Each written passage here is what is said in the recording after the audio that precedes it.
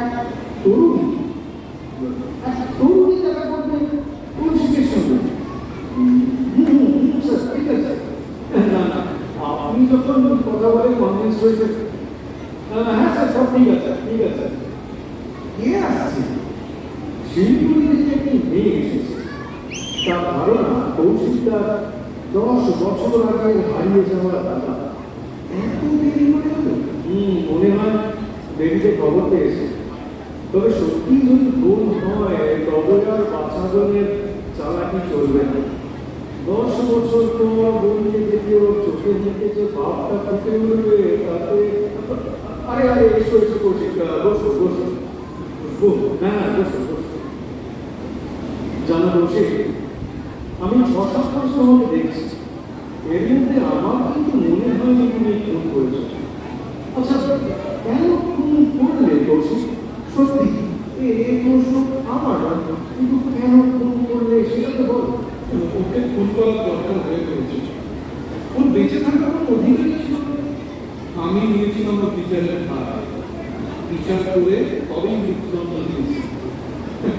বুঝতে পারছি আপনারা ঘটনাটা শুনতে চেয়েছেন, তাই তো? বেশ, বলছি। যে কথা আমি বিচারককে বলিনি আজ বলছি সে কথা। জানি না, আমি একটি মেয়েকে ভালোবাসতাম। আর কিষাণ, সে ছিল আমার পরম বন্ধু। 7 দিনের জন্য আমি পাটনায় গিয়েছিলাম, আর কিষাণকে বলে গিয়েছিলাম মেয়েটির দেখাশোনা করতে। ফিরে এসে দেখলাম, কি দেখলাম জানেন? কিষাণ মেয়েটিকে বিয়ে করেছে। মেয়েটিকে জিজ্ঞাসা করতে সে কাঁদতে কাঁদতে বললে যে কিষাণ তাকে অজ্ঞান করে তো সর্বনাশ করে তাকে বিয়ে করেছে। অথচ অথচ দেখুন, কিষাণ জানতো যে মেয়েটা আমার বাধ্য করে। এই বেইমানির শাস্তি আমি তখন কিষাণকে দিয়েছিলাম না, কিন্তু তখন বুঝিনি আইনে আমারও বিচার হবে। আর তার ফলে আজকের এই মৃত্যুদণ্ড। সে মেয়েটি এখন কোথায়? তা বলবো না। তোমার সত্যি পরিচয়টা বলো। ওই যে আমার বাড়ি বীরভূমের খণ্ডগ্রামে। আমার মা ছিল না, বাবা 3 বছর আগে মারা গেছেন। এটা তো কমেই বলেছো। আপনারাও তো আমাকে ফাঁসি দেবেন স্যার, আমার পরিচয়টাকে তো নয়। তো সেজন্য আপনাদের সামনেই হাজির। শোনো বলছি, জেল সুপার ওই মেয়েকে তোমার সঙ্গে দেখা করতে পাঠিয়েছে। সে দাবি করছে সে তোমার ছোট বোন। বোন? আমি তো বলেছি আমার কোনো ভাই বোন নেই। সে কথা বলে তো আর চলবে না। মেয়েটি সুপারকে কনভিন্স করে স্পেশাল পারমিশন পেয়েছে কাজে। কাজে এই স্বল্প সময়টুকুর মধ্যেও আর শান্তি পাওয়ার প্রশ্ন নেই, তাই তো? তা কোথায় কথা বলবো স্যার? এখানে? হ্যাঁ, এইভাবে। ধন্যবাদ। মহাদেব, মেয়েটিকে নিয়ে এসো। কঠিন মশাই, আপনি কৌশিককে নিয়ে একটু পাশের ঘরে যান তো। আচ্ছা, এসো কৌশিক, এসো এসো বাবা।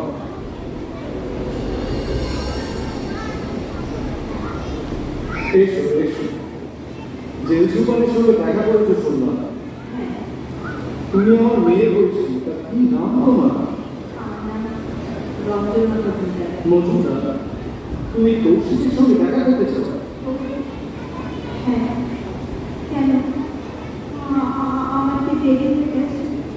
না না, আর দেরি হলে সত্যি দেরি হয়ে যেত। সময়টা 3টে থেকে 4টে। তা বাড়ি কোথায় তোমার? বাবা মা ভাই বোন? বাবা ছেলেবেলায় মারা যায়, মা আছে। দাদা 16 বছর বয়সে বাড়ি থেকে কাজের জন্য চলে যায়। মা আসেনি কেন? কি করে আসবে? মা তো অসুস্থ। কিন্তু কৌশিক তো তোমার থেকে অনেক বড় বলে মনে হয়। হ্যাঁ, আমার থেকে 10 বছরের বড়। আমাদের খুব ভাগ ছিল। কতদিন আগে দেখেছিলে তাকে? 8 বছর আগে। এতদিন পর চিনতে পারবে তো? হ্যাঁ, আমিও সেটা ভাবছি জানেন, কিন্তু মা মা একটা মশলার লোককে একটা ছবি দেখে আমাকে বললো, তুই একটু গবেষণা করে গিয়ে দেখে আয়, এই আমাদের দেখে কিনা। ওর দাদার বুঝি বিটু? হ্যাঁ, আর ভালো না ও যাতো। আমার যেন মনে হচ্ছে তুমি সত্যি তোমার দাদা হয়ও তোমায় হয়তো চেনা দেবে না। কোনো গুরুতর কারণ? তা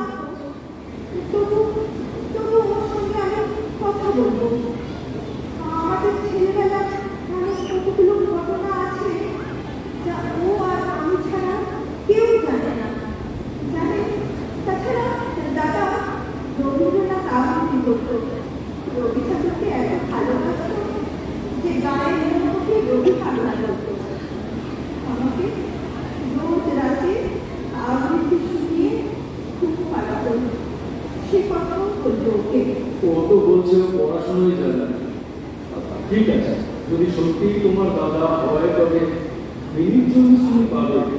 তবে যদি দাদা না হয় তাহলে অযথা সময় নষ্ট করো না। ঠিক আছে, তাই হবে। আমার এখন ভয় করছে জানে, ভাবছি ও যদি সত্যি আমার দাদা হয় তাহলে মাকে ফিরে গিয়ে আমি কি বলবো? আর যদি তার না হয় তাহলে আমি কি বলবো?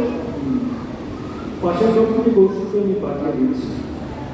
মহাদেব, কৌশিককে পৌঁছে দিয়ে তুমি বাইরে গেলো, ওরা কথা বলবে। আচ্ছা স্যার।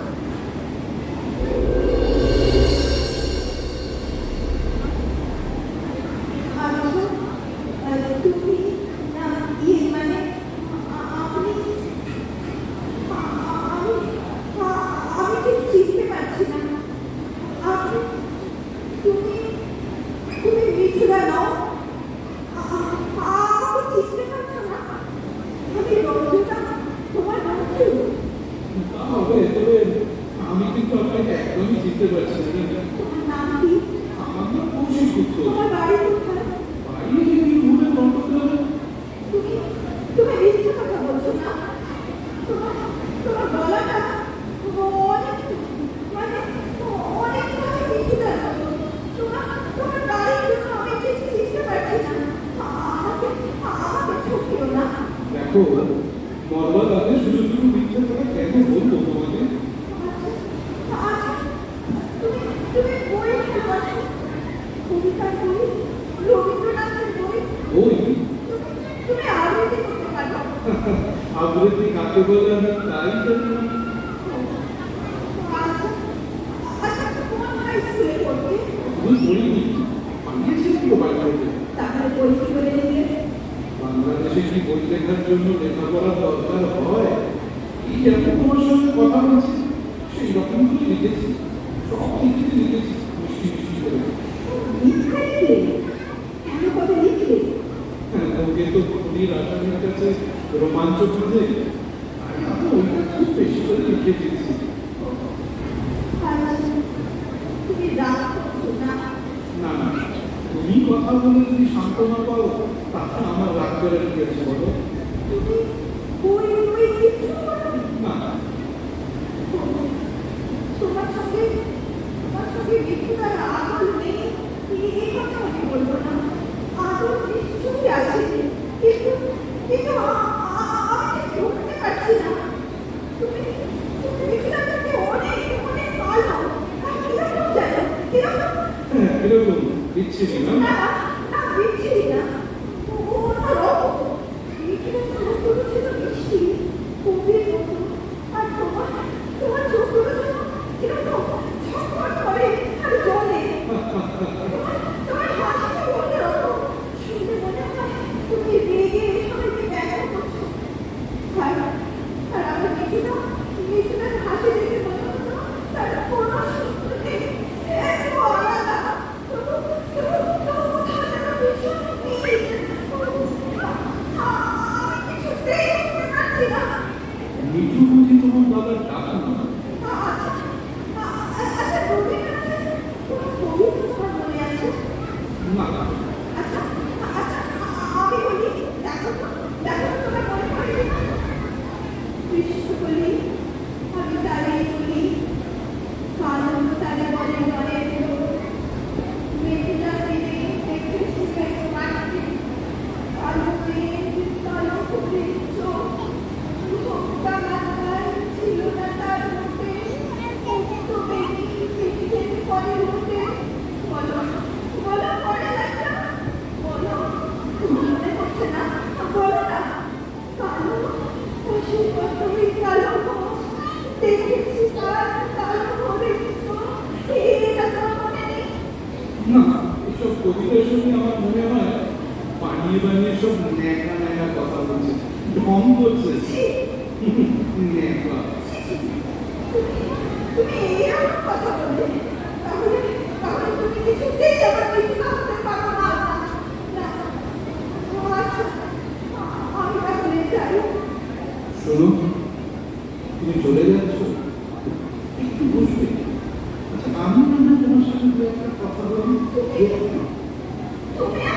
জিজ্ঞাসা করবে? তুমি তো কিছুই জানো না, তুমি তো আমায় চেনো না। তবু জিজ্ঞাসা করি, বলো, তা তোমার মা বাবা না এসে তোমার মতো কচি মেয়েকে কি বলে পাঠিয়ে দিলেন শুনি? বাবা নেই আমার, আর মা বিছানায়।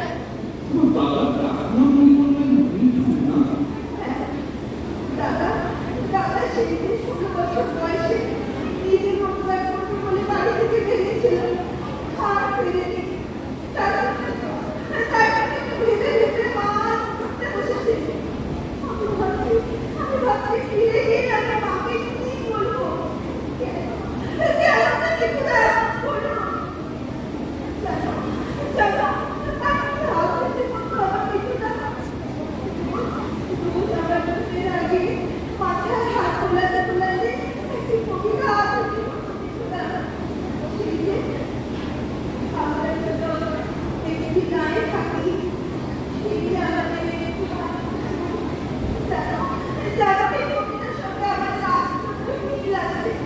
আমাদের গ্রামের নাম বন্ধনা, পাঁচদিনের কবিতা গেছে তার নাম বন্ধনা, আর গায়ে তারা আমার নাম রেখেছিল বন্ধনা। কেন, কেন সবাই কেন? আমি মাকে কি বলবো? আচ্ছা, তুমি রঞ্জনা, তা রঞ্জনা কি? দাদা, ওরে দাঁড়াও দাঁড়াও, আমার একটা ঘটনা মনে পড়ছে। তার নামও তো মজুমদার ছিল, বোনের নাম বলতো রঞ্জনা। কিরকম কিরকম দেখতে? মাথা ধরতে ছাড়া চুল, রোগা রোগা ছেড়ে চেহারা। হ্যাঁ হ্যাঁ, একদম মিলে যাচ্ছে, কিন্তু ওর নাম তো ছিল অন্ধু। হ্যাঁ হ্যাঁ হ্যাঁ হ্যাঁ, তাই। আমরা মানে আমি আর অঙ্কুশ তখন একটা মেশিন থেকে কাজ করতে চেষ্টা করছিলাম।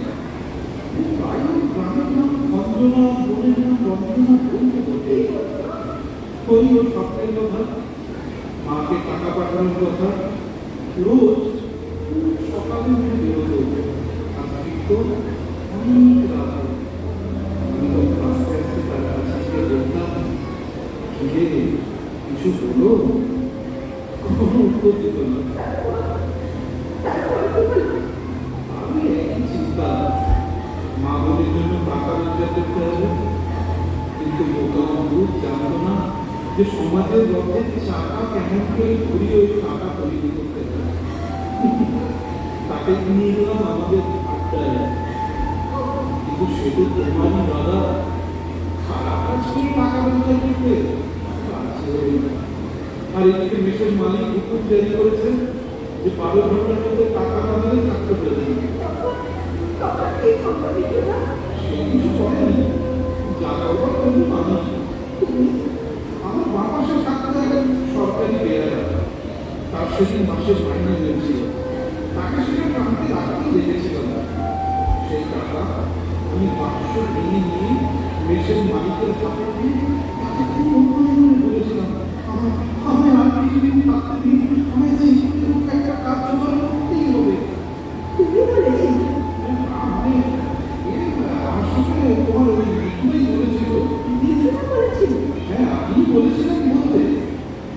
সেদিন রাত্রে জানো আমি করছিল তোমার মিঠুন, এবং আমি কোথাও শুনিনি। সে খাওয়ার চেষ্টা করেছিল কয়েকটা দিন, তো সেসব আমার মনে নেই। একটা কথা মনে থাকে না, তবে আমরা দুজন একটি গায়ে থাকি, ওইটা ওটা শুনিনি কোনোদিন। সেদিন রাত্রে কি আবৃত্তি করেছিল বিভূদা? কথা মনে থাকে না, কি যেন বলছিল, অন্ধকারের বিপুল গভীর আশা, অন্ধকারের ধ্যান নিমগ্ন ভাষা, বাণী খুঁজে ফেরে আমার চিত্তাকাশে। তোমার গলা যে একদম একদম আমার বিছানার মতো। বিছানা ঠিক এমনি করে বলতো, তুমি তুমি তুমি আমার বিছানা। না না না, আমি তোমার মৃত্যুর নই, আমি কৌশিক, কৌশিক পুত্র। আমার বাড়ি বীরভূমের খণ্ডগ্রামে, আমি কৌশিক। তারপর কি হলো? সেই দেশ থেকে সে কোথায় গেল জানো? ওই সেদিন পূর্ণ অর্ধকুম্ভ কি যেন বড় তখন কি একটা যোগে আমরা গঙ্গায় স্নান করতে গেছিলাম। স্নান করে উঠেছি, এমন সময় একটি মেয়ে চিৎকার করে কেঁদে উঠলো, ওগো তোমরা কে কোথায় আছো, আমার ছেলে ডুবে গেছে, তাকে বাঁচাও। অনেকটা লাফি করলো চলো, হাতে গম্বুজও পড়লো লাফি। হ্যাঁ, বিছুনা খুব ভালো সাঁতার জানো। তারপর কি হলো? তারপর সবাই উঠে এলো, কেউ খুঁজে পায়নি বাচ্চাটাকে। এমন সময় সৌগ বান আসছে, বান আসছে, ঘুরে তখন বানটাকে দেখাও যাচ্ছে। হঠাৎ শোনা গেল, এই যে নেই আপনার ছেলে। লোকে দেখে ডান হাতে বুকের কাছে বাচ্চাটাকে চেপে ধরে, বাঁ হাতে জল থেকে এগিয়ে আসছে অমুচাটা মজুমদার। ছেলেটিকে একজন তুলে নিলেন, কিন্তু ক্লান্ত মুখে তোলার কথা কারো মনেই পড়ল না। আর আমার বিছুনা কি হলো? সে কেউ জানে না। সে বড়লোক ছিল না, সে ধনী ছিল না, সে জ্ঞানীও ছিল না। সে তো বড় করে সমাজের কোনো উপকার করতে পারে না। কিন্তু দেখো, একটা মায়ের বাচ্চাকে সে তো মায়ের কোলে ফিরিয়ে দিয়েছিল। দেখো, সেটুকু তাদের কেউ দাম দিল না। তার হাতটা ধরে টেনে যে ফিরে তোলবার দরকার ছিল, কথাটা তার মনেই নেই না। সেই জন্যই বোধ হয় আংটাকে জলেই ভাসিয়ে নিয়ে গেল। আচ্ছা রঞ্জন, তুমি তো ভীষণ বোকামে, যার ভাই এত বড় বীর আর চোখে জল। আচ্ছা রঞ্জন, তোর গর্ব হচ্ছে তো মিঠুনার জন্য? হ্যাঁ, হচ্ছে। খুব গর্ব হচ্ছে। এই কাজ কেউ পারতো না আমার বিছুনা ছাড়া। তবে ভেবে দেখো, রোগে ভুগে বা পঙ্গু হয়ে কিংবা এই আমার মতো মানুষের করে সে যদি মারা যেত, তবে তোমরা কি করতে আমি জানি না, আমি কিন্তু মনে মনে মিঠুকে ভীষণ না করতাম। এবার যখন তুমি ফিরে গিয়ে মাকে তার কথা বলবে, দেখবে তখন গর্বে তোমার খুব ভরে উঠবে। আর মা তখন ছেলের জন্য আনন্দে চোখের যে জল ফেলবে, তাতে দেখো অম্বুজের স্বর্গে যাবার পথের কুয়াশা একেবারে কেটে যাবে। তুমি সত্যি বলছো? বাবা তুমি বলছো? আমরা কষ্টে কথা বলে দেখো, মিঠু চলে গেছে, আর কিছুক্ষণ বাদে আমিও চলে গেল। তোমার শুধু শুধু মিথ্যে কথা কেন বলবো বলুন? তুমি আমাকে ফোন করলে? তুমি আমার দাদা হলে তাহলে? মিঠুর বোনের দাদা বাবা বল কি সামলানো যায়? মাকে কি বলবো? বলে দাও। মাকে তাকে বলবে তার এই অবাধা দিশেহারা ছেলেটাকে যেন তুমি ক্ষমা করে দেন। মিঠু তো তার কোনো চিহ্ন রেখে যেতে পারেনি, কিন্তু আমি জেলের ভিতরে সময়কে সাক্ষী রেখে তুমি একটা দাদা পেলে, আনন্দের কথা বলুন। এই মুহূর্তটাকে বাঁচিয়ে রাখার জন্য আমি আমি কি যে দিই তোমাকে। আচ্ছা না, এইটা না, এই খামটা তুমি না, শোনো, এতে আমার রোজগারে ২,০০০ টাকা আছে। এটা তুমি নাও রোজগার। আরেক টাকা বন্যা করে কি নেই রঞ্জনা, এটা তুমি না। দাও। এটা কি খুব ভালো একটা প্রমাণ। তার লকেটে লেখা থাকবে কৌশিক, আর একটা মায়ের তার লকেটে লেখা থাকবে অম্বুজ। আর তোমার লকেটে যদি 5 ফুটার দিন এই খুনি দাদার কথা ভেবে 1 ফুটা চোখের জল পড়ে, তো জানবে সেই জল সোজা আমার কপালে গিয়ে পড়ল। তাই হবে দাদা, তাই হবে। আমি তোমায় একটা প্রণাম করবো। আমায় কেমন করবে? আচ্ছা করো। আমি কি বলে তোমায় আশীর্বাদ করবো? যাও রঞ্জনা, তুমি যাও, আমার সময় হয়ে গেছে।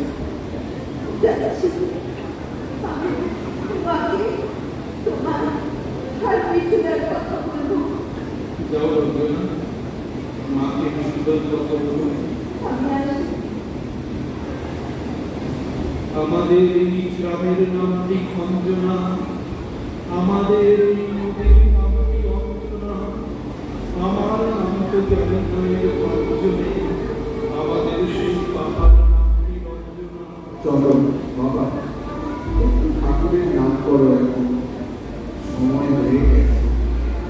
যার শ্রেণী ধ্রুব দূরে থাকি, সেই আমাদের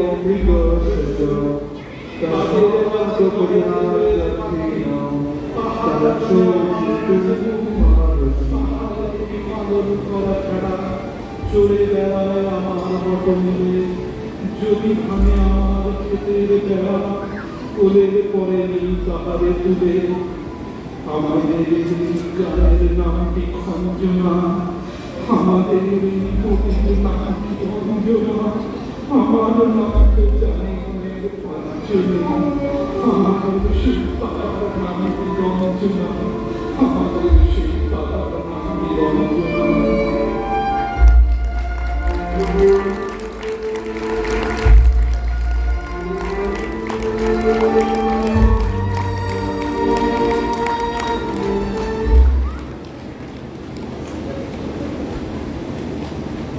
এই সমগ্র যিনি প্রধান কারিগর, তিনি আমাদের দেবালিনী উদ্দেশ্য করে সমগ্র নাটকটির পরিকল্পনা এবং পরিচালনা আমাদের দেবালিনী।